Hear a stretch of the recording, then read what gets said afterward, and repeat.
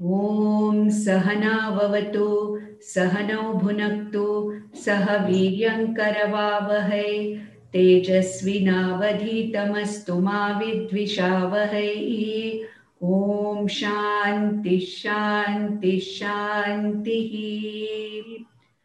Pathaya pratibodhitam bhagavata Narayanena swayam Vyasena grathitam Puranamunina Madhye Mahabharatam Advaitamritavarshinim Bhagavatim Ashtadashadhyayinim Amba Tvamanusandadhami Bhagavad Gite Bhavatveshinim Yam Brahma Varunendra Rudra Marutaha Sunmanti Divyaistavaihi Vedai Sangha Padakramo Panishadaihi Gayanti Yam Samagaha Dhyanavasthita Tadgatena Manasa Pashyanti Yam Yoginaha Yasyantam Na Vidustura Suraganaha Devaya Tasmai Namaha.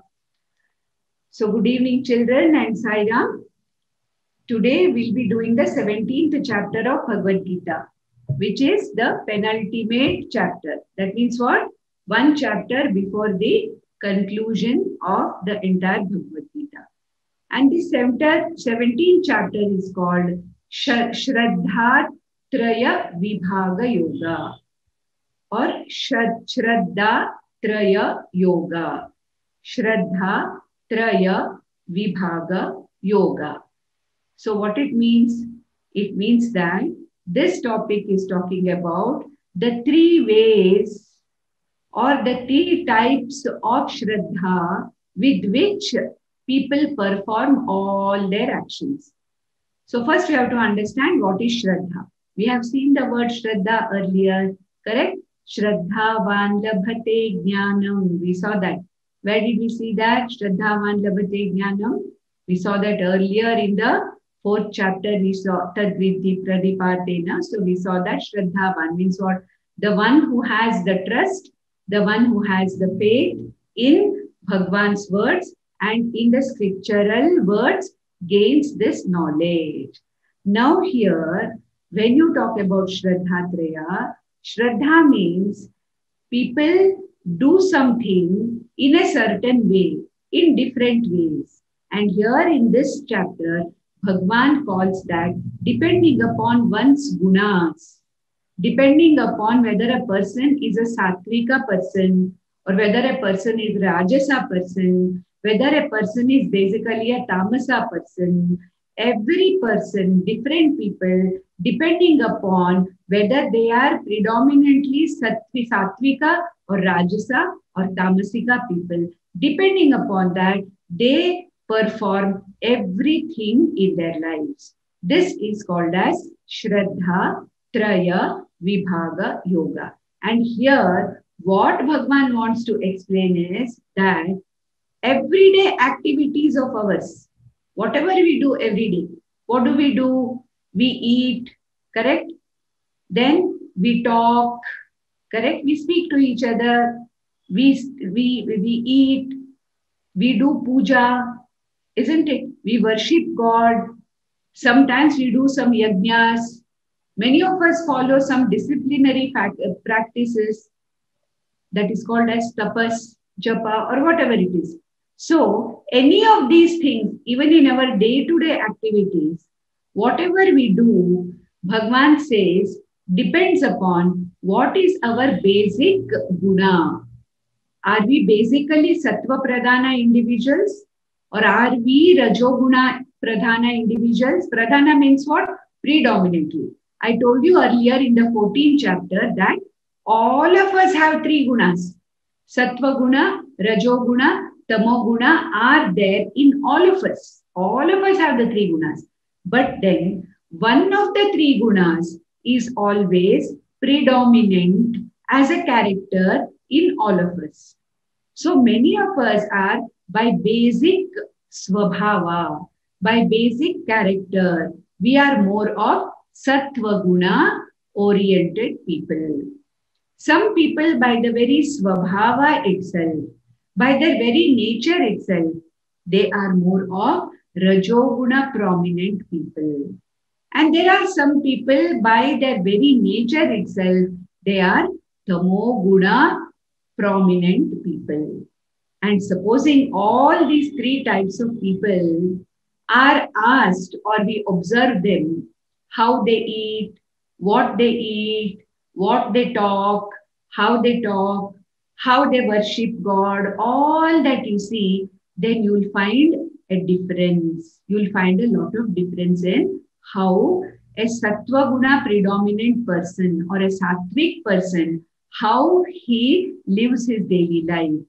A Rajoguna predominant person, how he lives his daily life. A Tamoguna predominant person, how he lives his daily life. This whole thing is actually described in the 17th chapter.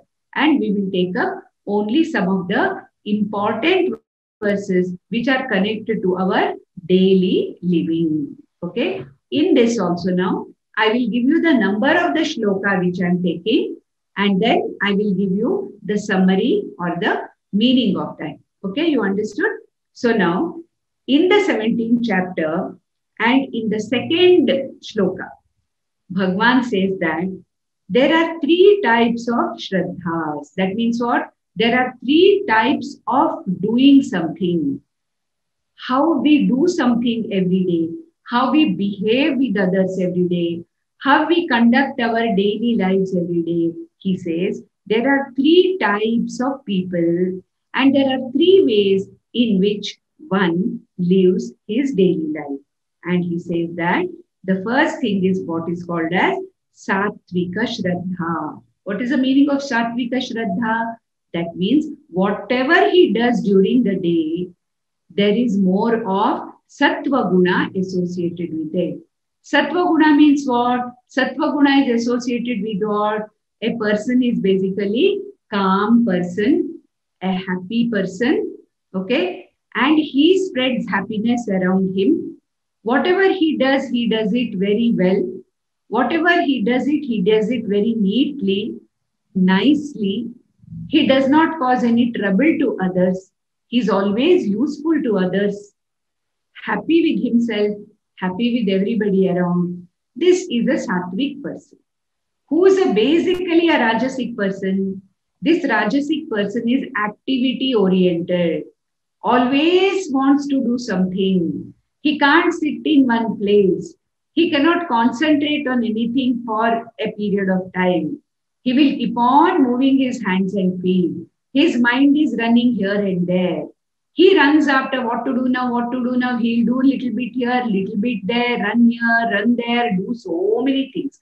Okay, so this such a person is called as Rajo Guna Pradhana, or predominantly Rajas oriented. And who is a Tamas oriented person? A person who's lazy, sitting in one place, always sleeping, dozing, sleepy, not interested in doing anything. And he wants to postpone things as much as possible.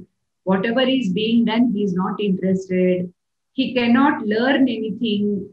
No knowledge happens. Difficult in concentrating on learning anything. This is a person who has Tamo Guna predominant nature. So Bhagwan says that all these three types of people, they do everything that they have to do in a day with their own gunas which are manifesting. So now, how do you start this? First, Bhagwan starts with what? Bhagwan starts with the puja or worship. Why?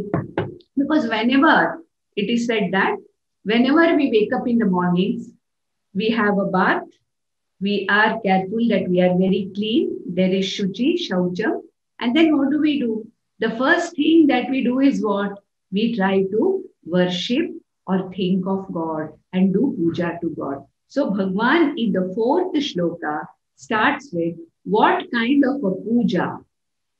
What is the puja that is done by a Sattvic person? What kind of puja or worship is done by a Rajasic person? What kind of a worship is done by Tamasic person? These three types of how they actually, relate to God or how they worship God, how they do puja to God. That is what is said in the fourth shloka of this chapter. What does he say? He says that the sattvic individuals generally worship the devatas or devas. Okay, they worship the devatas. That means what? All these Rama, Krishna, Ganapati, all these are sattvika devatas. So, what does a sattvic person generally do puja on? How does a sattvic person worship? He worships what? A sattvic person worships the devas. What is the meaning of deva? Devas means gods, that are usual gods who we always think of and connect to. They worship gods. But what does a Rajasic person basically worship? The worship of a Rajasic person is also a little violent kind of a worship. What does he do? He worships whom? He worships Rakshasas, Yakshas, Rakshasas, all these kind of lower deities. He worships. We have some deities like that, no? Maramma, Chaudamma, all that kind of Rajasic, deities are there. Rakshasas, and those Yakshas and Rakshasas, okay, they are the ones who are always trying to please or worship all the Rakshasas, not the Devas.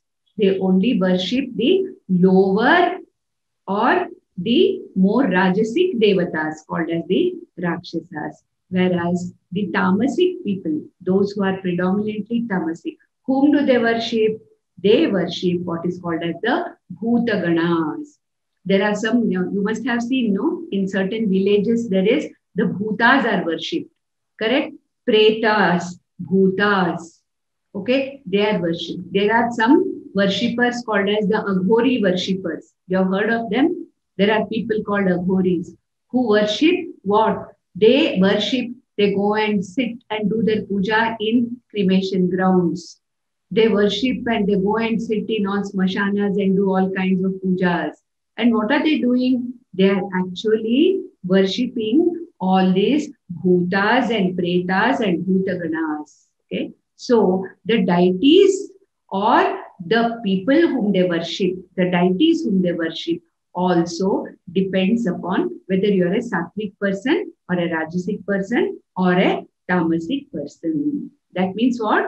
The sattvic people always connect to and worship and do the puja like what normally we do in the temples. The gods in the temples we find, that kind of a puja is done even at home. Whereas the Rajasic people, they always think of worshipping or doing puja on the lower devatas like yakshas, rakshasas, they all think of them. And that is why they do all kinds of worship in the form of what?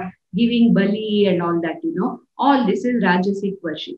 Tamasic also is like that. Tamasic worship also, where you do the worship of all these bhutaganas, pretas, in all kinds of, very, very unbecoming places they go and they do the worship. They may give all kinds of animal sacrifices, other things. These are called as the tamasic way of worship. And also, he says in the next verse, in the 5th verse, Bhagavan says that sattvic people worship however they have been taught by the Shastra. Like when you do the puja to devas, to gods, there is what is called as a Shodasha Upachara Puja, correct? Where you invite God, you give asanam to the God, you give padhyam, you give argyam, you give achamanam. You have all seen that, correct? And then we do snanam to the Lord. Then we offer vastram to the Lord. Then we offer naivedyam to the Lord. Then we do arati to the Lord. You have all seen that, isn't it? And that is what is told to us by the Shastra. That is the Smriti Shastra tells us this is the way to do the puja of your worship of a Deva. and you chant the Sahasranama or Ashtottaranama at that time, and you worship this God. So, what is it? The Sattvic people relate to God and do the puja of God by following what is told in the Shastra, what is told in the scriptures like Smritis and Puranas, whatever is told, we follow that as to what we should offer as a Naivedya for this particular God, what should be the mantra with which this God should be invited. All this is given in the Shastra. So, the Sattvic Bhakta has got Shraddha in the Shastra and he worships Devas or gods depending upon how the Shastra has told them. Whereas, what do these Rajasic and Tamasic people do? They do not follow what the Shastra says. They don't do that. With all kinds of ahankara and all kinds of show off, they will do this puja, not what is given in the Shastra at all. It all depends upon what they want and how they interpret. A Sattvic puja or a person who is a Sattvika who does the puja does it quietly. He does not want to show off his puja like what we people do, correct?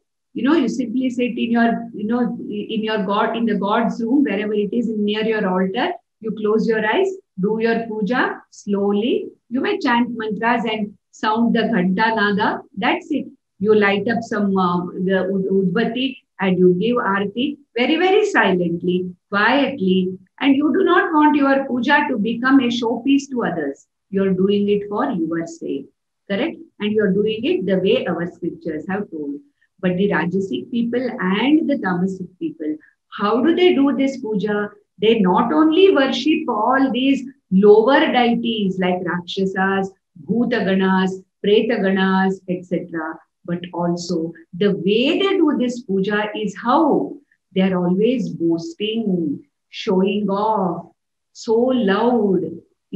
Everybody in your neighborhood has to know that this person is doing the puja. And for what purpose they are doing it? They are driven by desire for something or the other. Whereas what is a Sattvic person's puja? What is it meant for? Hey God, give me buddhi and jnanam. Okay? Give me buddhi. Olle buddhi kodappa. Let me be able to be helpful to others. Let me, come up in life. Help me to study well. Sarve bhavantu sukhinaha. Let everybody be happy. Let my family be happy. This is the prayer of a Sattvic worshipper. What is the prayer and what is the reason why a Rajasic or Tamasic person does pujas? It is basically to fulfill their own desires. What kind of desires? Not Sattvic desires. Wanting this, wanting that, wanting to harm some person, wanting to put down another person. So these are the desires of a Rajasic person and a Tamasic person. And they don't follow any kind of Shastra. They will do whatever they have to do in whatever way, in some way or the other. They will do mantra, tantra, whatever it is, and do the puja for the sake of gaining something for themselves or for harming others. So in the doing of puja, relating to God also, how a Sattvic person does the puja or how a Sattvic person worships God, how a Rajasic person worships, how a Tamasic person worships, and also for what purpose a Sattvic person worships, for what purpose a Rajasic person worships, and for what purpose a Tamasic person worships. So all about the worshipping or puja that is done daily by us, how these three types of people do, that was what was told about. Now, Krishna says, in eating also, there are three ways in which three types of people, how they eat, what they eat. That is what is said. See, eating is one of the most important things every day, isn't it? We have to sustain ourselves. We have to survive. So we have to eat. So Bhagavan says here, what is a sattvic type of ahara? What is sattvic food that we eat? What is the rajasic food that a rajasic person likes to eat? What is the food that a tamasic person likes to eat? Okay. Now we must understand one thing. See, whatever food we eat, that food makes up our how we think. What we eat makes us think what we think. What we think depends upon what we eat. Our thoughts are very sattvic when we eat sattvic food. Our thoughts are very rajasic when we eat rajasic food. Our thoughts are very tamasic when we eat the tamasic food. Sattvic thoughts means what? Good thoughts, like what we saw in the previous verses. Amanitvam, adambitvam, ahimsa, kshanti, arjavam. All these things are what are called as the sattvic thoughts. Sattvic thoughts help us to grow, and sattvic thoughts help us to help others also. What are rajasic and tamasic thoughts? The asuri sampatti which we saw on Tuesday. That is what? Krodha, all the time angry, angry with others, shouting at others, okay, talking rudely to others, lobha, kama, krodha, matsarya, always jealous of others, always finding fault with others, always gossiping about others. These are also what is called as the rajasic thoughts. And Bhagavan says, if you eat rajasic food, your thoughts also will become rajasic. You'll always be thinking in this way. And if you eat tamasic food, what happens? Your thought also becomes very dull, very harmful to others. Therefore, children, here it is very important for us to know that the more sattvic food we eat, the more sattvic our thoughts are. The more sattvic our mind becomes, the more we are capable of understanding any knowledge. In school also, whatever you are taught and whatever is being taught here in Bhagavad Gita, whatever our scriptures teach, if we have to understand anything, we have to have a sattvic mind. Our thoughts should be sattvic. Therefore, Bhagavan says, your activities also should be sattvic. One of the activities is what? Worshipping the Lord is one activity. Another activity is what now? Eating. He talks about eating as another activity. So, in the 8th verse, 9th verse, and in the 10th verse, what does Bhagavan talk about? 8, 9, 10 verses Bhagavan talks about what is Sattvika Ahara, what is Rajasika Ahara, what is Tamasika Ahara. Ahara means what? Food. Why should we worry about food? The food that we eat affects our thought process. The food that we eat is responsible for making our mind also either sattvic or rajasic or tamasic. That is why it is said, you think what you eat becomes your thought. That's why Krishna is taking 3-4 shlokas here to explain about the ahara. So in the 8th shloka, what does Bhagavan say? He says that, what is Sattvika Ahara? He says, Sattvika Ahara is that which gives strength to your body, the strength to your mind, bala. It gives you bala. Not only that, it gives you arogya. It keeps your health. You are healthy. When it improves your shakti and it keeps your arogya. What is the meaning of arogya? That you're not falling sick frequently. That is arogya. You're swastha. That means what? You're always your body, mind are in a conditioned form. You don't fall sick all the time. Otherwise, there are some people, today cold, tomorrow fever, 10 days in a month, you are sick. Okay, so it is not an arogya. Always there is anarogya. So here what he says is it all depends on what you eat. That is why our elders, they were all so strong. If you see our grandfathers, our grandparents and all, even at the age of 80, 90 and all, they are so strong. They don't have any diseases. They can still walk. They can do so many things. Why? Because whatever food they ate when they were children, it was such a sattvic ahara they ate. And what happened when they ate the sattvic ahara? Their strength was maintained. Their health, the arogya was maintained. And they were happy. So what does Bhagavan say? Sattvic ahara is that, sattvic food is that which improves your strength, the bodily strength and the strength of the mind. It improves or keeps your body healthy all the time, and it keeps you happy. It doesn't make you unhappy. See, suppose if you eat some junk food or some, very rajasic food, what happens for 2 3 days, you are feeling very uncomfortable. Suppose you go to a wedding or something and you overeat and come back, that whole of next day you'll be feeling very, very uncomfortable, unhappy. Isn't it? You have observed this. Isn't it? You just go somewhere and go on eating whatever comes. Then the whole day you are feeling very sick. So here he said, what is Satvika Ahara? That Ahara, that food which increases the strength of your body and mind, that which keeps you happy. Your mind is in a happy state, and also it keeps your body healthy, capable of fighting the diseases.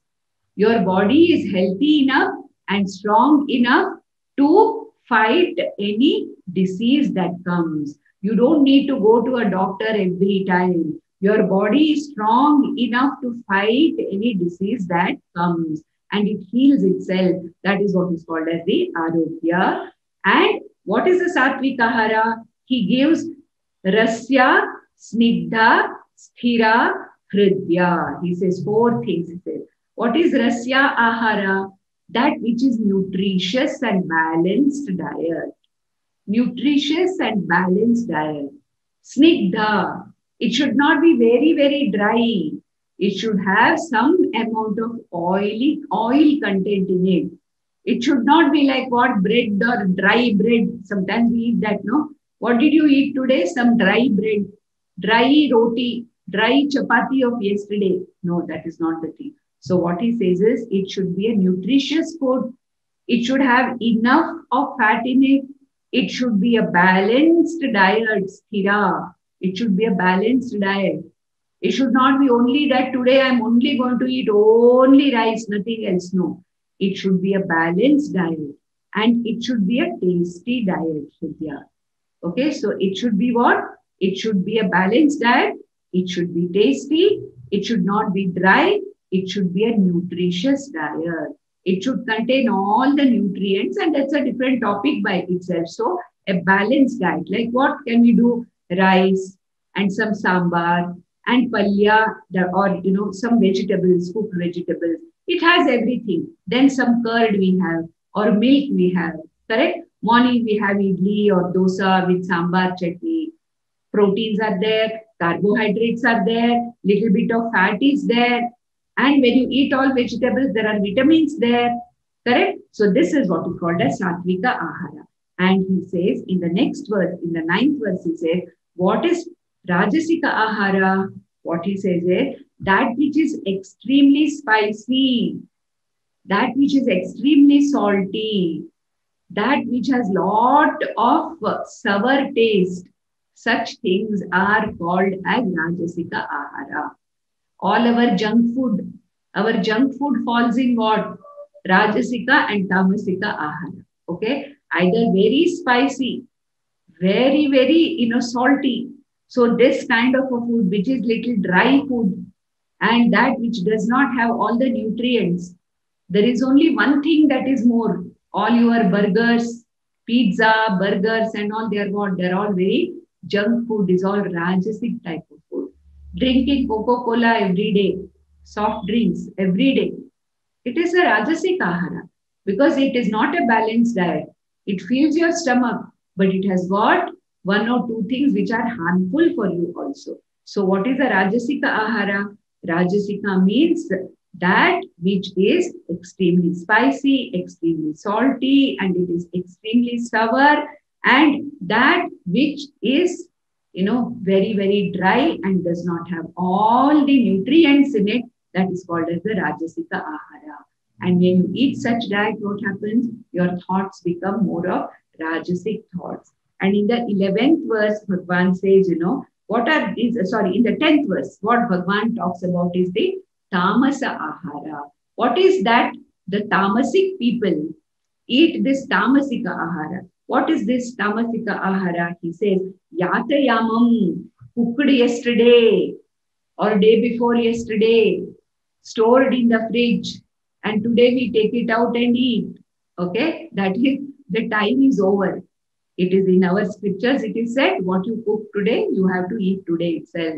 But in today's world, what do? We can't throw things. So what do? We keep them in the fridge. Some people keep in the fridge for weeks together. They will freeze it in the freezer for weeks together. That is what all our hotel people do when you go to hotels. All the food is frozen for days together, 3 days, 4 days. Then they take it out, and when it is thawed to the room temperature, they will heat it and serve it again. So that food which is prepared long time ago and reheated and eaten today, that is what is called as the what? It is a tamasa ahara. And he says, gata rasam, where the rasa is gone, where the nutrition is gone, no nutrition at all. Something which is stored for a long time and no nutrition at all. All nutrition is gone.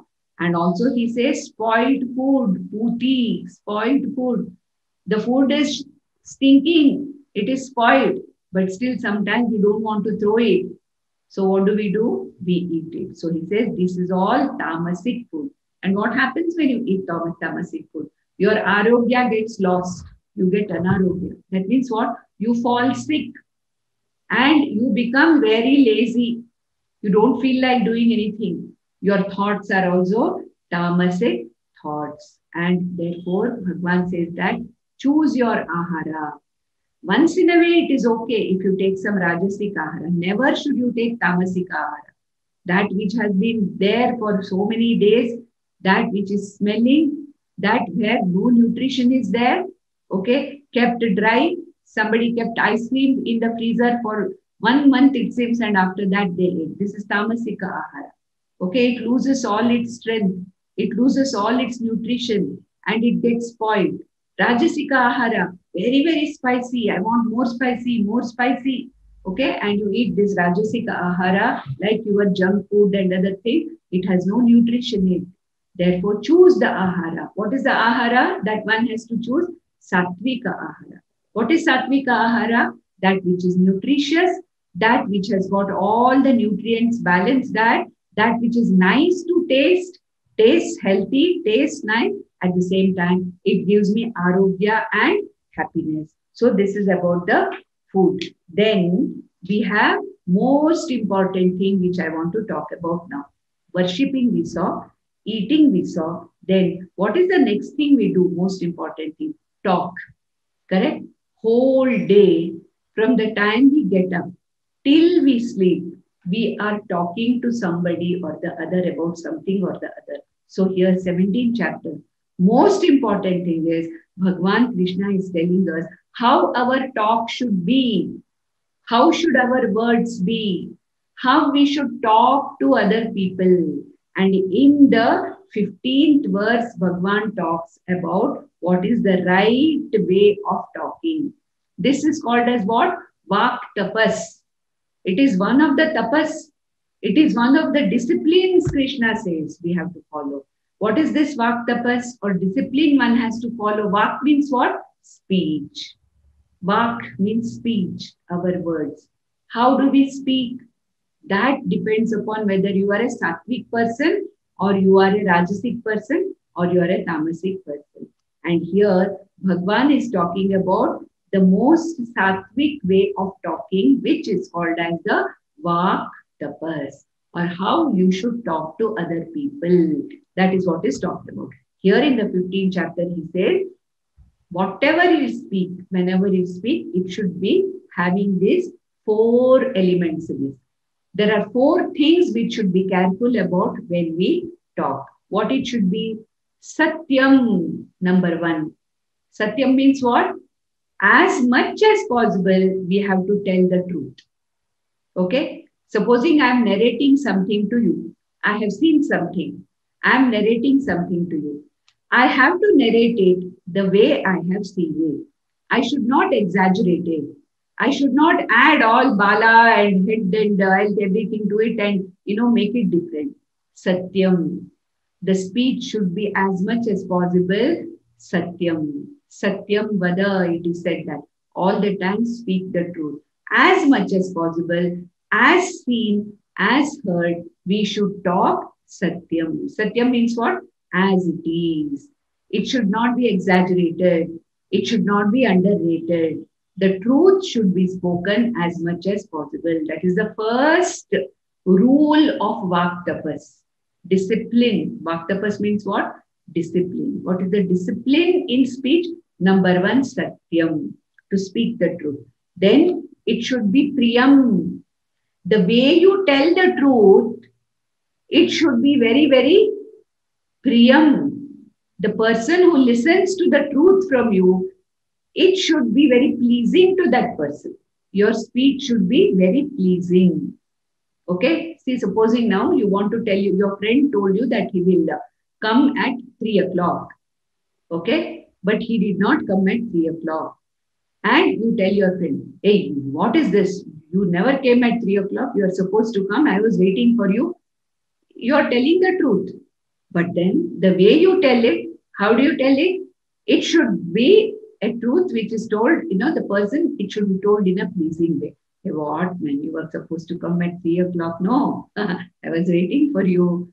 Okay, anyway, you have come now. Now let's see what to do. So this is what Priyam Vada, Satyam Vada, Priyam Vada. That means whatever you speak should be pleasing and the other person also should be pleased by what you say. Okay. The third one is Hitam, Hitam Vada. What is the meaning of Hitam? Whatever you speak to the other person, let it be for the good of that person. It should not be for your advantage. It should not be a selfish thing. It should be a Hitam for that person. Okay, supposing you want to tell your friend, see, you should not do like this. It should not be for your benefit. It should be for the benefit of your friend to whom you are talking. So it should be Hitam. Hitam means what? For his good, for that other person's good. It should be Hita, for the good of the other person, whatever you're talking. And the last one, what does he say? Anudvega karam. Your speech should not be disturbing the other person. You may be telling the truth, but if you disturb the other person, it should not be it should not be disturbing to the other person. So suppose that you want to give a bad news to somebody. Okay, you want to give a bad news. Supposing your friend has failed in the examination. You know that your friend has failed. You have to convey that to your friend. So how will you convey? Satyam Vada, Priyam Vada, Hitam Vada, Anudvegakaram Vada. That means speak the truth. Let whatever you are speaking be pleasing to the other person. Let it be for the good of the other person. Let it not agitate another person. Let it not cause any disturbance of agitation in the other person. These 4 things. Now you tell me, how are you going to tell that person that you have failed in the examination? So when you talk to him, how do you say that? Look, Pa, I saw the results. Huh? Yeah, unfortunately, you don't straight away, hey, you have failed. You don't say like that. Okay. See, unfortunately, I think, you have lost it by just 1 or 2 marks. Okay. So what are you telling? You're telling the truth also that you have failed. But you're not telling him directly. At the same time, see, don't worry. I'm going to tell you something, but you don't feel bad about it. It's just that this time somehow, you have not made it. And how have you said it? Pleasingly you have said it. I know he's not going to feel happy about it. You're going to feel bad about it. Then it should be for his Hita. Hita means what? It should be for his benefit. How do you say that? Oh, it doesn't matter. Yeah, this time you did. It's all right. It doesn't matter. It happens sometimes. But you are, next time probably you will do better. For your good. It may be. It is something which you have to learn from this. Don't worry about this. Hitam Vada. Anudvega karam means what? You should not make him more disturbed. Hey, you stupid person, you failed. What happened to you, yeah? How you could do like that, yeah? You talk like that, what you cause that person, disturbance is that person. Correct? So what do you say? You say, don't worry, yeah, this has happened. Don't worry, let us see what we can do. Let's find out where you have gone wrong. You learn from it. Maybe next time you are going to get much better marks. Don't worry about it. So what have you done? You have told the truth also. You have told it in a way which is not very harsh, very pleasing way you have told.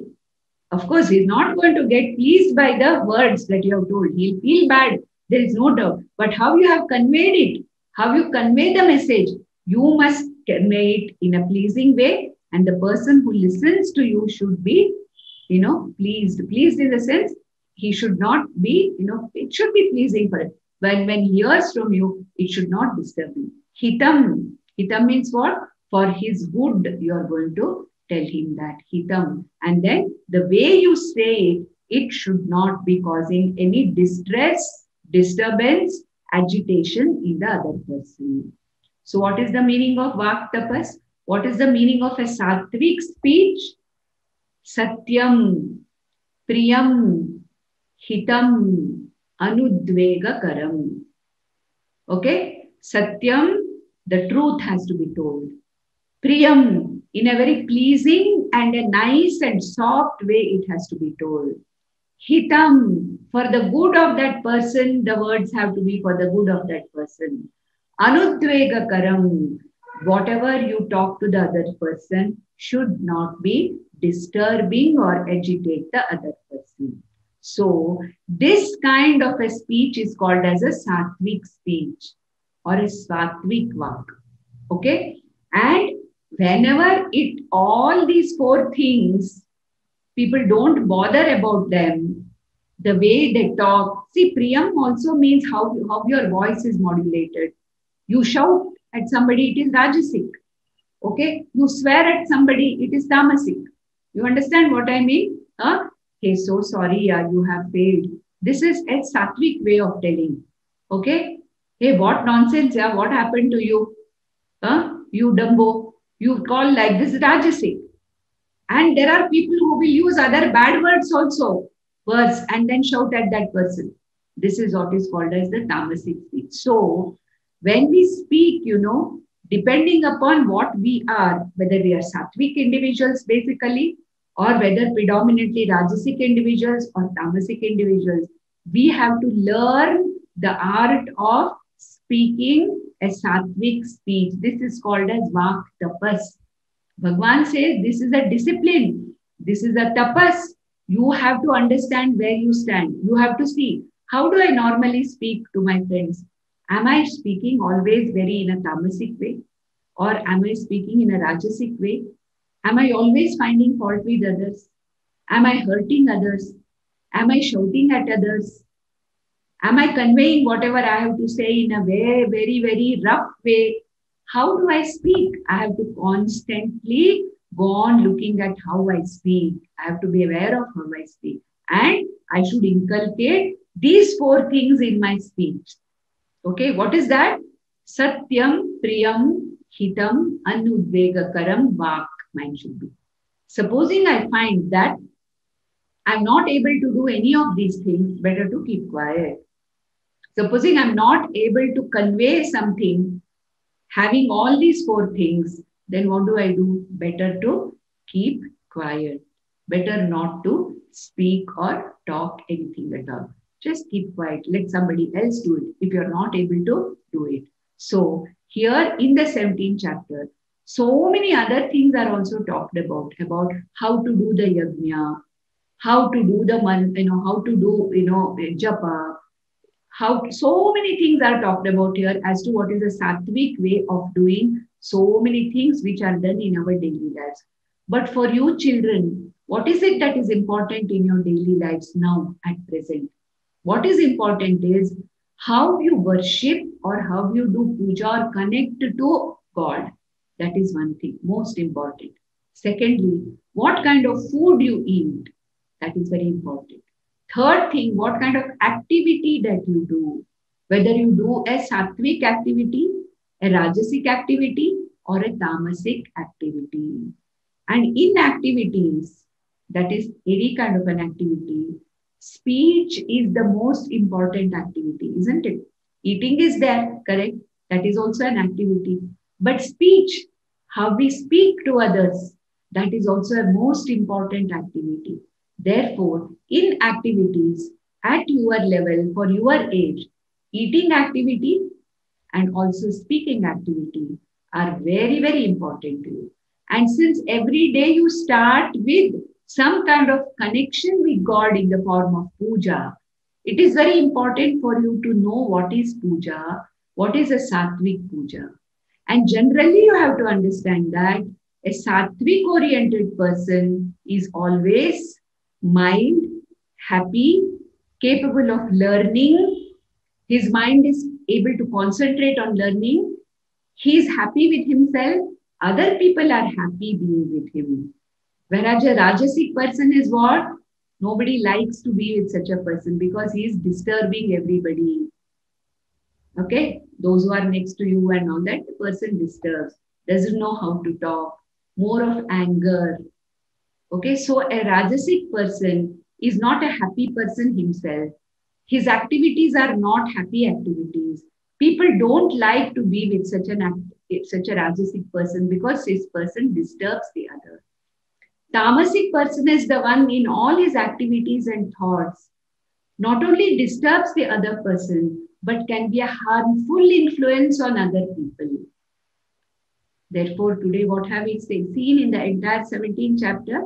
We have taken up only three things and how we should become sattva oriented people or sattvic people. And in these three activities, only three activities every day, if we are careful and if we try to make ourselves more and more and more sattvic in the way we connect to God in the form of puja, the more and more sattvic we become in our food that we take, the more and more sattvic we become in our activities, mostly talking and speaking to others, then you become a person who is capable of being a happy person, spreading happiness to people around you, and also learning not only what is taught in the school, but also you are a good recipient of whatever our scriptures are talking about or what Krishna is talking about in